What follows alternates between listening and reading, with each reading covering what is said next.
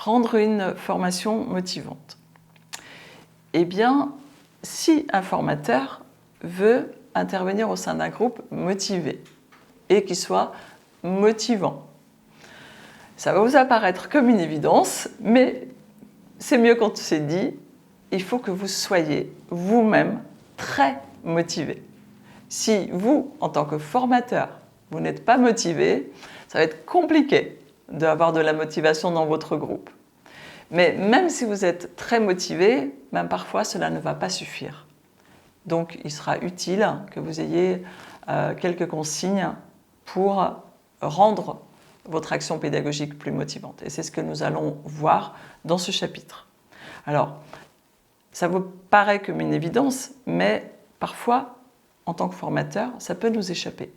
Que nous devons répondre aux besoins des apprenants. Et que répondre aux besoins des apprenants doit être pour vous, formateurs, une source de motivation. Si vous êtes avec un groupe d'apprenants qui voit chez vous cette motivation à les accompagner dans leurs apprentissages, vous allez obtenir très facilement leur engagement.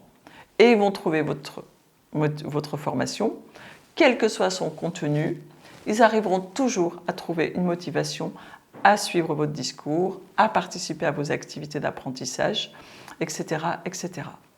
Alors, on peut s'inspirer, et c'est ce que nous allons faire, du modèle de la pyramide de Maslow pour lire le rôle et la fonction du formateur dans la prise en compte des besoins des apprenants.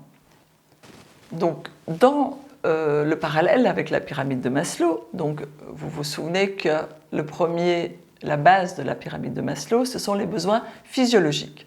Eh bien, si on fait un parallèle avec la formation, nous allons avoir donc ce niveau 1 qui va être pour l'apprenant, surtout l'apprenant adulte, qui a déjà du confort chez lui, qui a un cadre de vie confortable, etc. Eh bien, le formateur, lui, il va falloir qu'il s'attache à ce que le lieu où se déroule son cours, où se déroule sa formation, eh bien, il soit agréable pour l'apprenant. Ni trop chaud, ni trop froid, ni trop serré, ni trop sombre, etc., etc. Et cela va répondre aux premiers besoins physiologiques.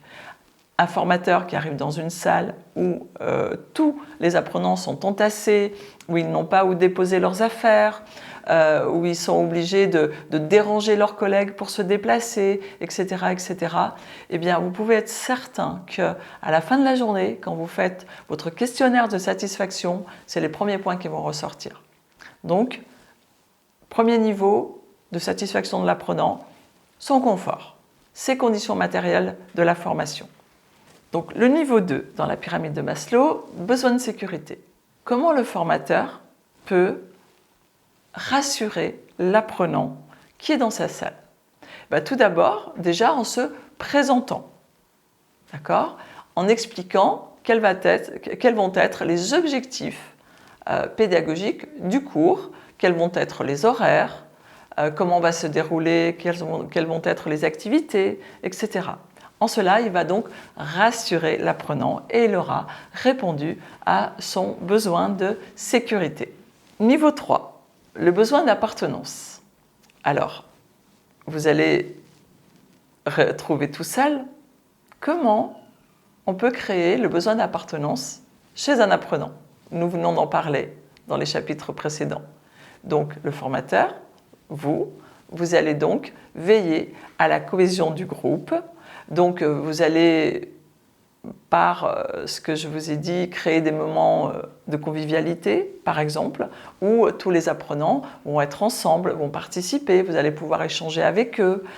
Et donc, vous allez pouvoir créer cette cohésion. Et là, vous allez donner l'exemple, vous allez mettre un cadre de bienveillance au départ du cours, vous allez recueillir l'adhésion de tous les apprenants sur les objectifs pédagogiques à venir, vous allez encourager ceux qui sont plus timides, chacun va se sentir considéré en fait.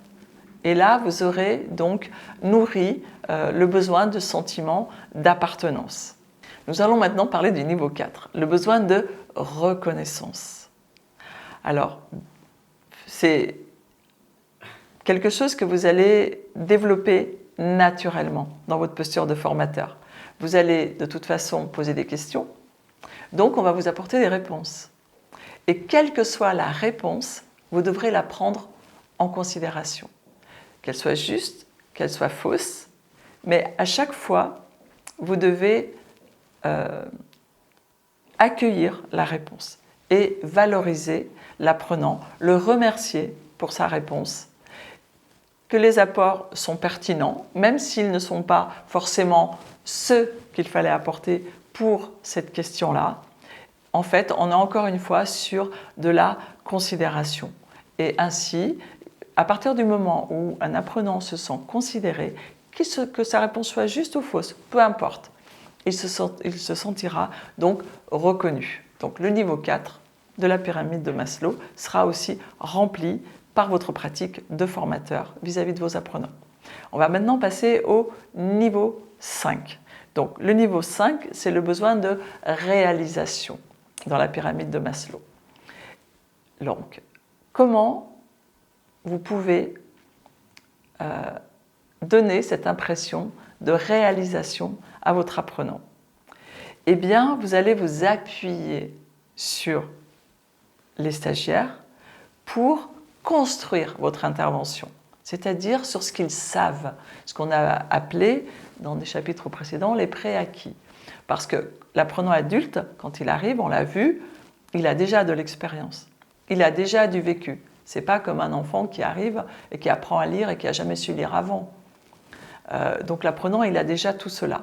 Donc à partir du moment où vous allez vous appuyer sur ce qu'ils connaissent déjà, eh bien, vous allez réaliser avec eux, au travers de leur expérience, vous allez construire les nouveaux apprentissages et vous allez construire votre intervention. Et vous aurez ainsi donc aussi leur donner ce sentiment de réalisation. En fait, en tant que formateur, vous êtes un accompagnateur pour les apprenants qui vont progresser d'eux-mêmes. Vous n'allez pas le faire à leur place, mais vous allez les accompagner à leur propre réalisation. Donc en conclusion, pour rendre une formation motivante, le formateur aura en permanence en tête cette pyramide de réponse aux besoins des apprenants. Et comme ça, il pourra mettre en place toutes les méthodes pédagogiques, les activités, etc. pour répondre à ces besoins. Il pourra appliquer quelques règles qui seront d'avoir toujours des objectifs pédagogiques clairs, présenter un déroulé de la journée qui soit clair. Il faudra qu'il prenne en compte les aptitudes de chaque apprenant, leur expérience professionnelle passée, avoir le souci de les valoriser. Il faudra donc qu'il alterne également dans son animation les méthodes pédagogiques, les outils utilisés, etc., afin que l'apprenant ne s'ennuie pas, mais qu'il soit à chaque fois sollicité. Il faudra qu'il s'adapte aussi à chaque niveau, qu'il distribue la parole, qu'il les fasse tous participer, qu'il ne laisse pas les plus timides de côté, qu'il calme aussi ceux qui sont toujours beaucoup plus exubérants, par exemple, etc., etc.